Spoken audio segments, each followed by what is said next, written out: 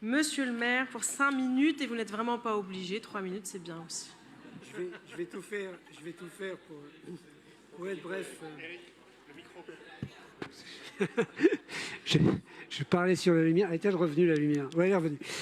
Bien, mais je ne vais pas revenir sur le contexte puisqu'il a déjà été longuement exposé par Céline Hervieux et mon collègue.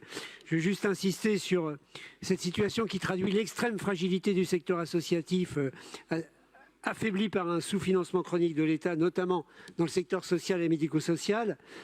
Oui, ce plan de cession crée une très forte inquiétude des familles usagères des équipements de la Fox et aussi la colère légitime des 1800 salariés. J'ai d'ailleurs reçu les familles et les salariés dès le 30 avril. Un mot sur le 20e. Le 20e est massivement touché par ce plan de cession, avec 6 crèches, 362 berceaux, une PMI, un centre d'accueil de jour pour personnes âgées avec troubles neurodégénératifs et un service d'aide à domicile qui couvre une partie de l'Est parisien. Des services indispensables aux habitantes et habitants du 20e. Alors, depuis l'annonce de ce plan, nous sommes pleinement mobilisés. La ville l'est. Le maire a écrit au Premier ministre, au service de l'État concerné. On a une mobilisation des directions de la ville. Mais je voudrais souligner l'importance de cette délibération. Elle permet d'abord d'engager la municipalisation, ça a été dit tout à l'heure, de la crèche Captain Marshall dans le 20e, qui était déjà gérée en délégation de service public et pour laquelle la ville a beaucoup investi dans le passé. Elle permet ainsi aussi à la ville de compléter son offre au-delà du 15 juin en fonction des repreneurs potentiels et de la qualité des projets présentés à l'administrateur judiciaire.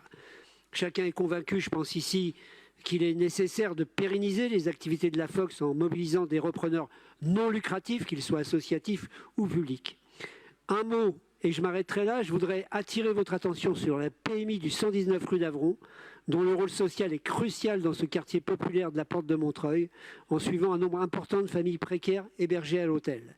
Si les propositions de reprise qui seront connues à partir du 15 juin n'étaient pas suffisamment qualitatives, je souhaiterais que nous puissions examiner une reprise en gestion directe par la ville au regard de nos compétences légales et de notre savoir-faire en matière de protection maternelle et infantile. Je vous remercie. 2 minutes 13.